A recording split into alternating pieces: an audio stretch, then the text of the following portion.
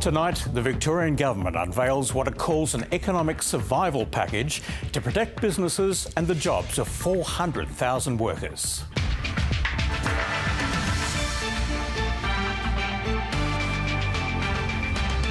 Also tonight, coming to terms with keeping your distance. Beach wipeout. Authorities clamp down on the large number of sun seekers packing Bondi Beach. And triumph and tears as the AFLW finals get underway. Good evening, Paul Higgins with ABC News. The state government will spend nearly $2 billion in a stimulus package to help businesses struggling with the coronavirus pandemic. The assistance comes as the number of Victorians infected with COVID-19 jumped by 51 overnight, bringing the total to 229. There are 5 people in hospital and 51 people have recovered. As cities and towns become deserted, businesses will receive tens of thousands of dollars in tax refunds from next week. The measures outlined by the government are designed to protect the jobs of 400,000 Victorian workers. There's rent relief for tenants in government buildings, deferral of land tax payments and fast-tracked invoices for government suppliers. The hard-hit hospitality sector will have liquor licensing fees waived for 2020. Here's state political reporter Bridget Rollison. Wells Ike manages a labour hire company for the entertainment industry. He's had to lay off almost 200 casual staff. So currently don't have any work. Because of the gathering limits put in place to help slow the spread of the coronavirus, all the concert and event work he had lined up has been cancelled, costing $250,000. Gut-wrenching is not a strong enough term. You're basically seeing your industry just dissolve. The state's biggest ever economic relief package is aimed to help businesses like Gig Power stay afloat. $1.7 billion of cash and support grants to make sure that businesses and their workers can get to the other side of this crisis. $550 million will go back into the bank accounts of 24,000 businesses through payroll tax refunds from next Friday. $500 million will be used to support those in the hardest hit sectors that may not be eligible for tax refunds, including hospitality, tourism and the arts.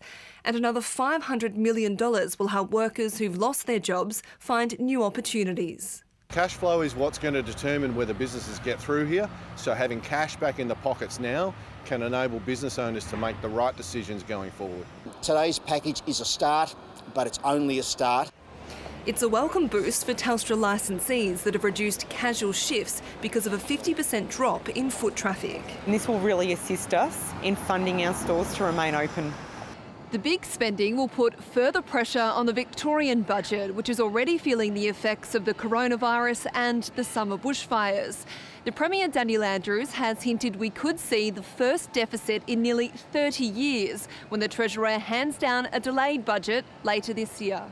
If you tried to deliver a surplus budget at the moment, then that would be the reckless and irresponsible thing to do. And this can go on, for how long? Helping to give small businesses some certainty during very uncertain times. Bridget Rollison, ABC News, Melbourne. New social distancing rules have swung into effect across the country. While indoor gatherings of fewer than 100 people are still allowed, there should only be one person for every 4 square metres of floor space. And that is changing our daily lives in a dramatic way, as Amelia Terzon reports.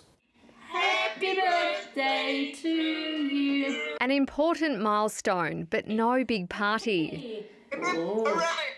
Ruby's grandparents live just down the road, but they couldn't attend her first birthday because they're self-isolating. It's hard not to hug and cuddle. Ruby's mum had been planning a party for 75 people, but she cancelled due to COVID-19. The idea of putting anyone at risk is horrendous. The enhanced rules ban indoor gatherings of 100 or more. And for smaller gatherings, there needs to be 4 square metres available for every person in the area. People are still coming together in venues with reduced capacities. Inside, we're down to 25. This Adelaide restaurant is sticking to the new rules by changing its floor plan. And that's the way that we have to do business for as long as we can. Other cafes are still busy, but telling people to wait outside for their takeaway coffees. I think if people are on a table of 10, they should be on that table of 10 with appropriate distance between them. It needs to be a big table. Set shot. Footballers playing to empty stadiums are also trying new ways to keep their distance. But old habits die hard. Run it! Suburban cricket finals are still going ahead in inner city Melbourne this weekend, with one caveat: don't spit on the balls. I don't think it's wise for organisations to be cutting off people's social activity prematurely. Australia's biggest casino was exempt from the social gathering rules, but now even Crown Casino is being told to comply or close. The social distancing measures are serious. There's no joking about this. It is absolutely serious. A serious time, but thankfully still with a smile. Amelia Terzon, ABC News. Some of Sydney's most famous beaches have been shut under the latest measure to tackle the coronavirus pandemic. The authorities stepped in after thousands flocked to Bondi Beach over the past 2 days, despite the advice not to gather en masse. If you headed to Bondi Beach this week, you wouldn't have known we're living through a crisis. People don't want to be stuck indoors all day, every day. I sort of feel like it's a pretty safe place to be. I don't think I'm causing anyone harm. But that misconception is exactly what authorities are warning against. What happened in Bondi was unacceptable, and the local council must take steps to stop that occurring. By lunchtime, they had. We will now be seeing beaches across the state that failed to comply with the public gathering regulations are closed. If you are thinking of coming to the beach, don't. From today, Bondi and any other beach with crowds exceeding 500 people will be closed. Surf lifesavers will monitor numbers and police will be brought in if beachgoers refuse to leave. There are powers available to us, and if we have to use them, we will. If it's for the benefit of people, like to make sure the virus doesn't go to everyone, then I think it's a good idea, yeah. I think it's a bit of overreaction. Bustling cafes and restaurants nearby may be forced to disperse patrons too. We are now working with industry associations to make sure that they're not flouted. I've already inspected a number of licensed premises over the course of the last 48 hours to make sure that they can work within the regulations. South of Bondi, the Ruby Princess cruise ship remains off the Illawarra coast. On board, more than 1,000 crew isolated in rooms under doctor supervision. I'm advised by New South Wales Health that the company has done all that's appropriate, that is isolated all of the staff within the cabins that were previously occupied by passengers. 3 passengers and 1 staff member were diagnosed with coronavirus yesterday. Their results came back after nearly 2,700 passengers had disembarked. I'm absolutely boggled that we were allowed to leave the ship before the test results came through. I don't know what Muppet was running the show. All have now been forced into 2 weeks of quarantine. With 12 days remaining, this family are biding their time. Lots of Stan and Netflix to catch up on and YouTube and that sort of thing, so taking it quite easy. For now, taking it easy at home is the only course of action. Lily Mayers, ABC News, Sydney. Well, the Ruby Princess is one of a handful of cruise ships given special permission to dock in Australia, despite a 30-day ban.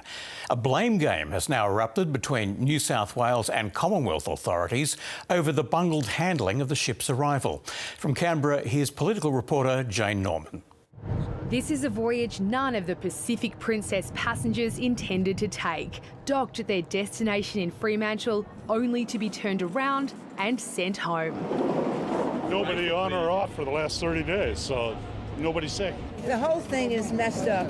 Arriving just hours after the borders slammed shut, foreigners were escorted to the airport, the Australians into self-isolation. It's about 36 hours to get back to Mexico City. The orderly process, a stark contrast to this week's arrival of the Ruby Princess in Sydney. Consistency of communication is key, and frankly, we are not seeing it. Foreign cruise ships have been banned from entering Australia, but a handful that were already on their way have been allowed to dock.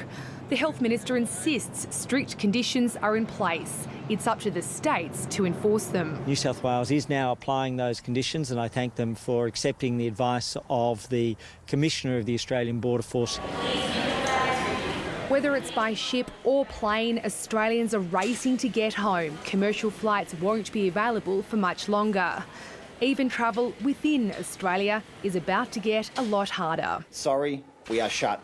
The Northern Territory joining Queensland and Tasmania in imposing strict border controls. The news we're seeing every day is not good, and we're currently doubling cases every 3 days. Health authorities are hoping that trajectory will start to change as border closures and travel bans take effect.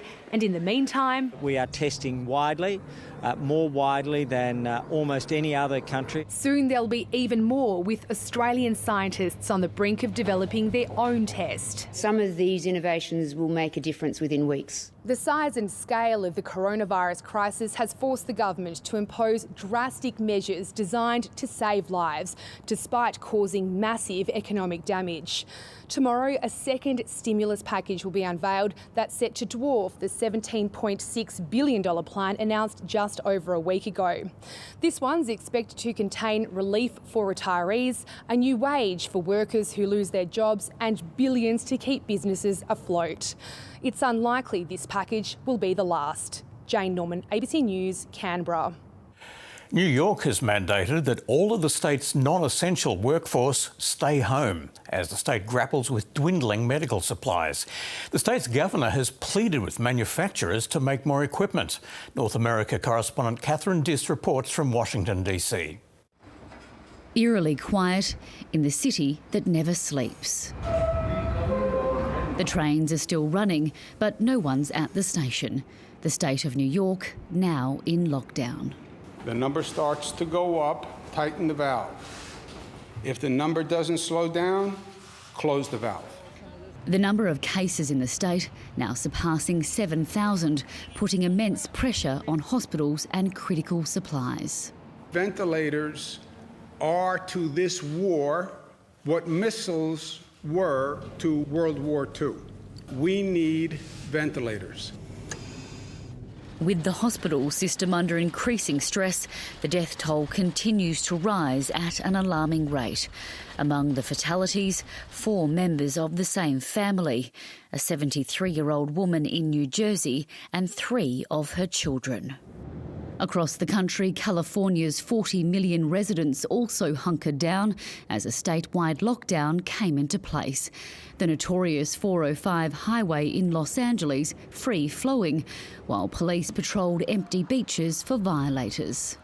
After closing its northern border with Canada earlier this week, the White House is now also locking down its southern flank with Mexico. It's only a matter of time before the country shuts the door entirely to international travellers. In normal times, these massive flows place a vast burden on our healthcare system. But during a global pandemic, they threaten to create a perfect storm.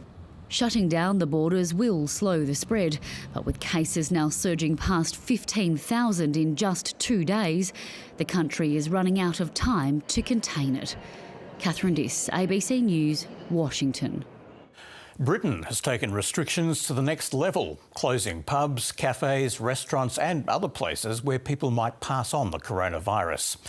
Like other countries in Europe, Britain's fight against the pandemic is reviving memories of the collective effort during the Second World War. Europe correspondent Samantha Hawley reports from London. They once fought on the beaches, the streets and the fields. Now the British are fighting a very different battle.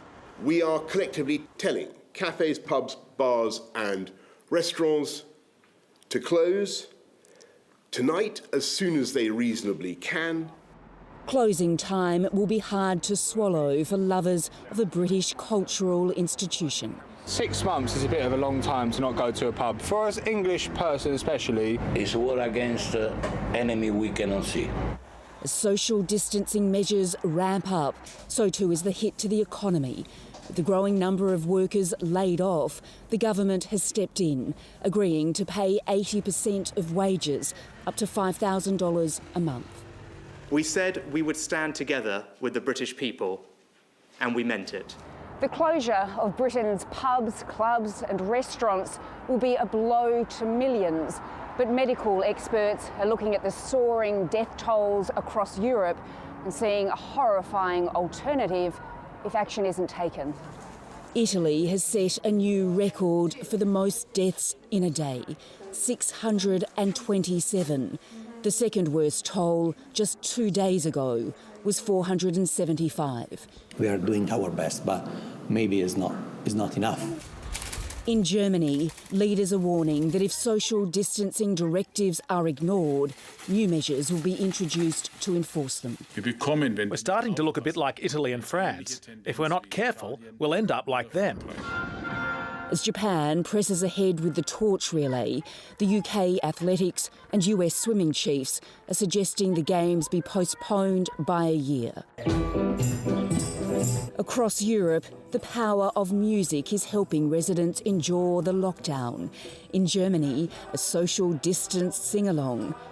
And in the UK, World War II singer Vera Lynn took to YouTube, re-uploading her most famous song. We'll meet again. On her 103rd birthday, Dame Vera had a message for the war on coronavirus. Keep smiling and keep singing. Samantha Hawley, ABC News, London.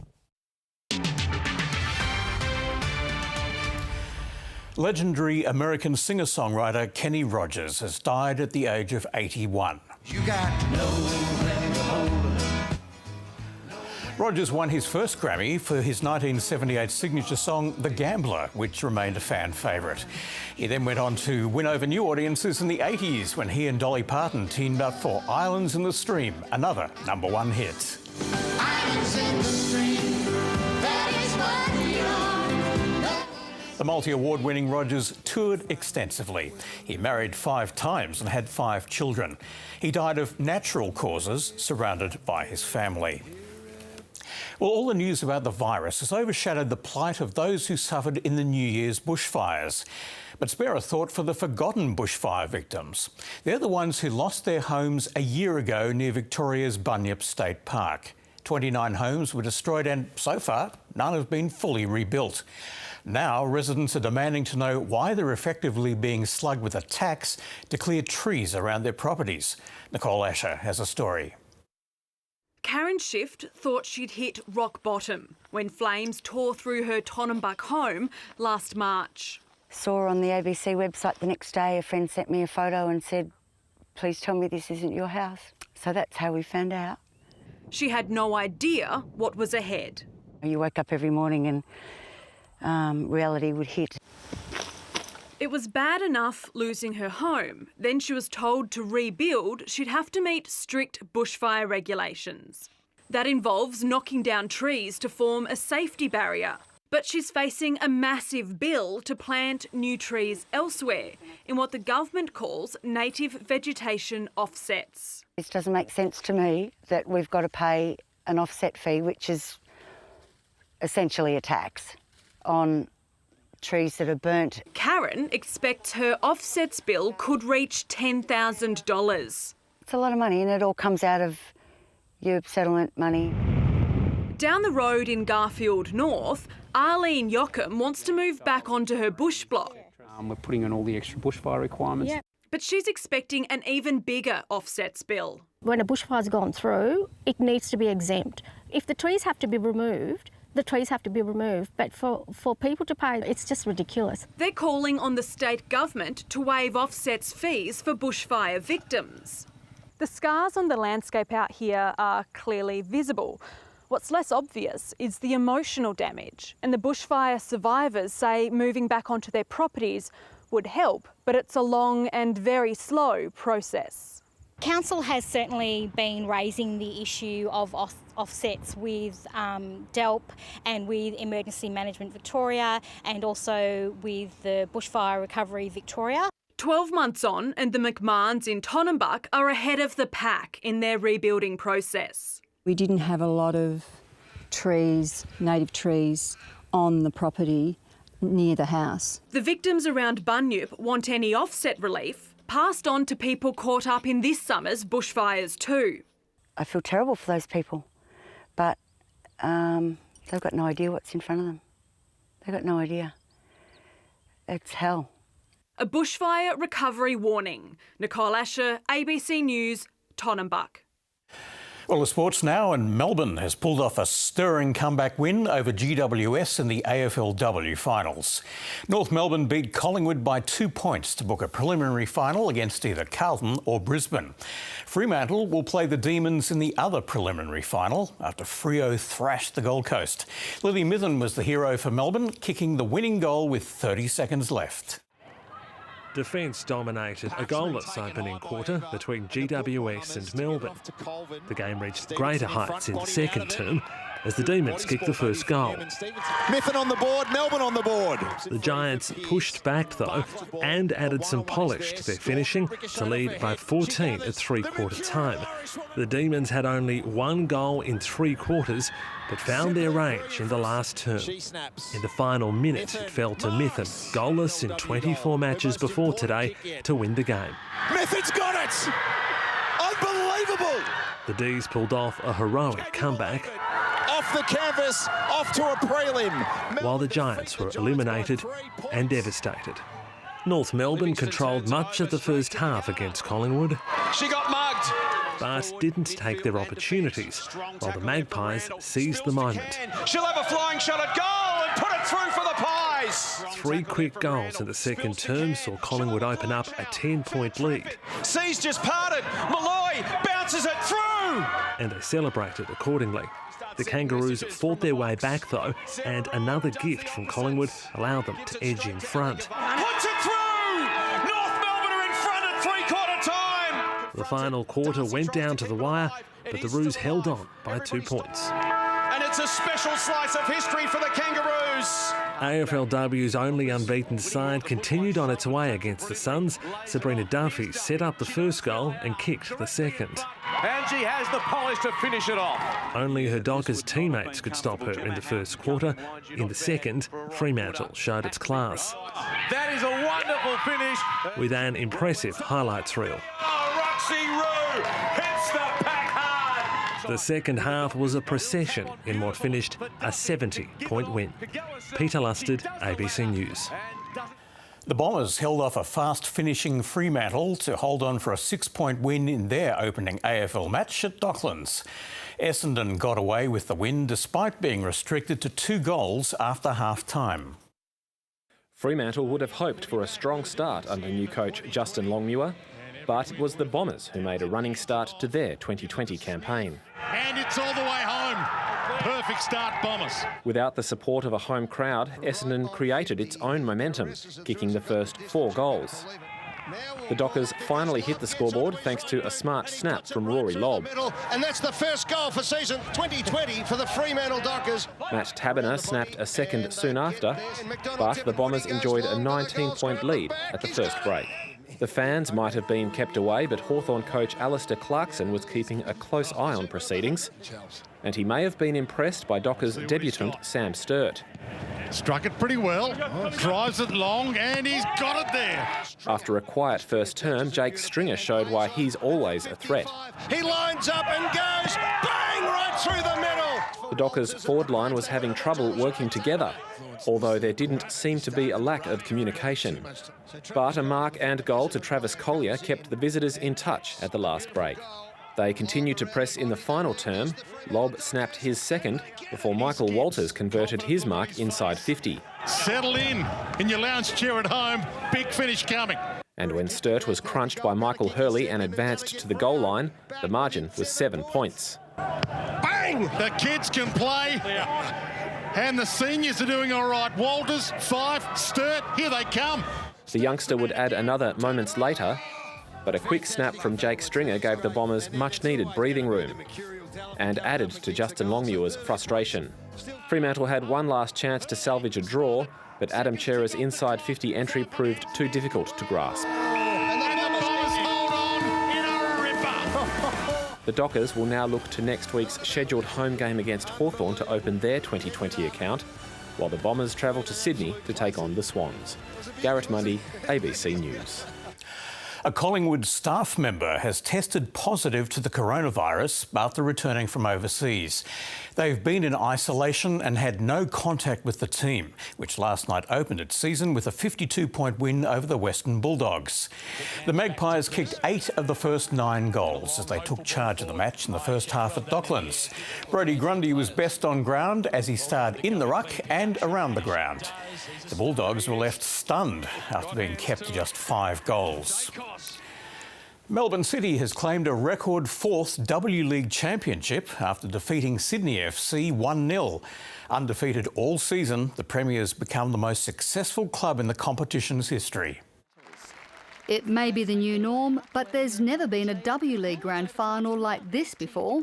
Unusual atmosphere, of course, in keeping with the crowd ruling during the COVID-19 pandemic. Premiers Melbourne City up against defending champions Sydney FC. Both sides aiming for an historic 4th championship title, but it was City's captain who struck the first blow. And that's gone in Steph Catley. The Melbourne City captain has the opening goal in the grand final. It came off a rare and potentially costly fumble from Sydney FC goalkeeper Aubrey Bledsoe. She will be really not wanting to watch this back at all. And Kaya Simon almost doubled City's lead. Sedova goes over, Bledsoe hits the crossbar. The Sky Blues should have been awarded a penalty. Yeah, that's a handball. It's a penalty for me, yeah. Their bad luck continued. Goes over, Lydia Williams will Carpenter clear it, she does. Sydney FC tried to pile on the pressure. Arm down by Williams, excellent goalkeeping. But City held on to be crowned champion. They now have another title. Today was a battle. Sydney really took it to us, and it was a grind the whole game. But you know, the whole season's been amazing, and you know, at the end of the day, I think we deserve it, and we got the job done today. Melbourne City completing an entire WLeague season undefeated for just the 2nd time in competition history. Daniela Intilli, ABC News. Racehorse trainer Gay Waterhouse has made history, winning her 7th Golden Slipper with thoroughbred Farnan at Rosehill Racecourse. The colt, ridden by Hugh Bowman, dominated from the gates of the 1,200-metre event. Farnan held on to take out the world's richest race for 2-year-olds. It's Farnan a half in front away game, and Farnan another one for Gay Waterhouse. Farnan leads all the way from away game, and Mama Reagan. The victory wasn't seen by any spectators at the course because of the coronavirus. Well, yesterday marked the equinox, but we still have another 2 weeks of daylight saving ahead. So do enjoy the evening light while you can. Not that it's all that warm outside tonight. As low as 0 last night at Mount Borbor. It stayed in the high teens across most of our south today, but as high as 27 at Mildura, Oyen and Walpyup under high cloud. In Melbourne, some welcome sunny breaks this afternoon on an otherwise grey day. A city high of 18.4 at 4:24 this afternoon. That was our coolest day for a week. Right now in town, it is 16 degrees in the backyard. Sydney had a cooler day after yesterday's unseasonable 35. A few spots of rain this morning in Hobart, and they're getting ready for heavy downpours on Queensland's Cassowary coast as an upper level low moves in. There's jet stream cloud from Western Australia down to Tasmania. Cool southerly winds for us as a high sits to our west. It'll stay there well into next week. A weak cold front crossing Bass Strait tomorrow will kick off a few light showers over southern Victoria, but up to 200 millimetres of rain for Queensland's North Tropical coast. In Brisbane, Sydney, Canberra and Perth, it'll be a mostly sunny Sunday. Adelaide will be partly cloudy. In Hobart, a shower or 2. Back home, a shower or 2 south of the Divide tomorrow, more scattered near the coast during the morning and early in the afternoon. Dry across the north and a partly cloudy day coming up for you, but cool and mostly cloudy skies in the south and a moderate to fresh southwesterly wind.